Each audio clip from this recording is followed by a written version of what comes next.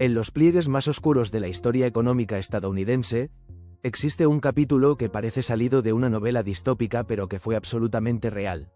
La confiscación del oro privado decretada por Franklin D. Roosevelt el 5 de abril de 1933, mediante la Orden Ejecutiva 6102, un acto que marcó uno de los mayores despojos masivos de la historia moderna de Estados Unidos.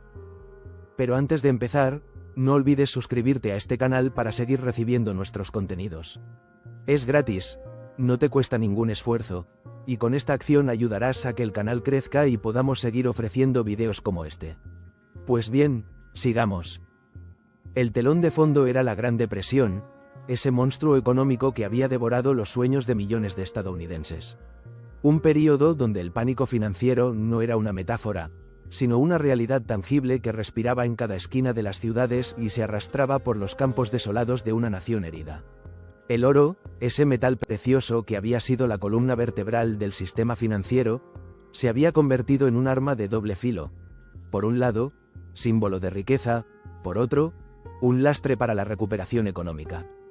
Roosevelt presentó la confiscación como un acto de salvación nacional. La orden obligaba a todos los ciudadanos estadounidenses a entregar su oro al gobierno, estableciendo una compensación de $20,75 por onza. Pero esta no era una transacción voluntaria, era un mandato con consecuencias penales severas. Quien se negara podría enfrentar multas de hasta $10,000, equivalentes a varios cientos de miles en la actualidad, o incluso una década de prisión.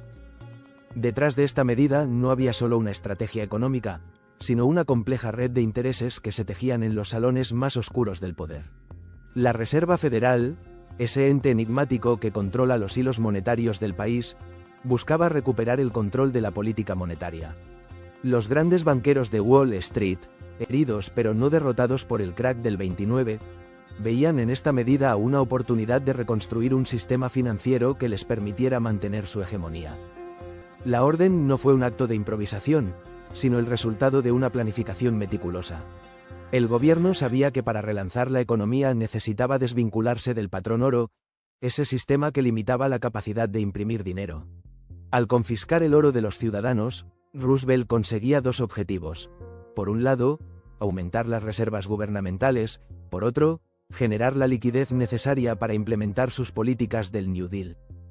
Las consecuencias sociales fueron profundas y traumáticas. Familias que habían guardado oro como único refugio contra la miseria se vieron obligadas a desprenderse de su única reserva de valor.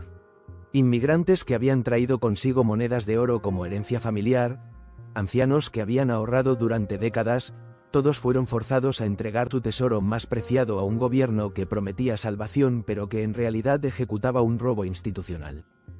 La operación fue ejecutada con una precisión quirúrgica. Bancos, joyerías, cajas de seguridad, fueron revisados meticulosamente.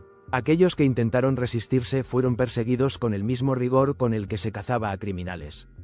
Historias de familias que escondieron monedas en jardines, tras paredes falsas o enterradas en lugares remotos se convirtieron en leyendas urbanas que sobrevivieron durante generaciones. Entre las sombras de esta legislación draconiana, existían grietas legales estratégicamente diseñadas que permitían a las instituciones bancarias y financieras ciertos privilegios en la comercialización del oro.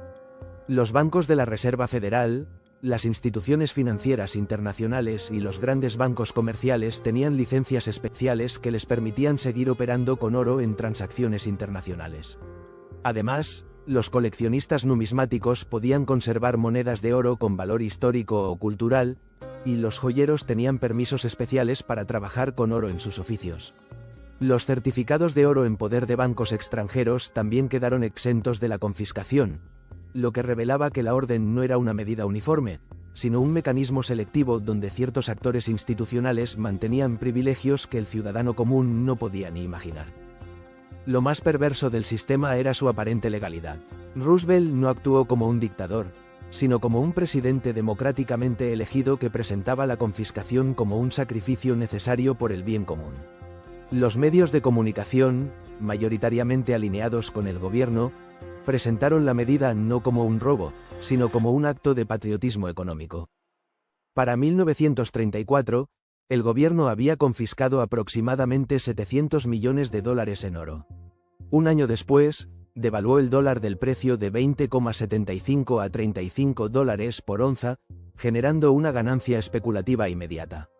El Estado no solo había robado el oro, sino que además había especulado con su valor, multiplicando su riqueza a costa del ahorro de los ciudadanos. Las heridas sociales de este episodio fueron profundas. Una desconfianza sistémica hacia las instituciones financieras y gubernamentales quedó grabada a fuego en la memoria colectiva. Muchas familias estadounidenses, especialmente aquellas de origen inmigrante o de comunidades marginadas, experimentaron este acto como una traición directa al sueño americano. El fin de la Orden Ejecutiva 6102 llegaría recién en 1974, cuando el presidente Gerald Ford la derogó, permitiendo nuevamente a los ciudadanos poseer oro. Pero para entonces, el daño ya estaba hecho. Una generación había aprendido la lección más dura.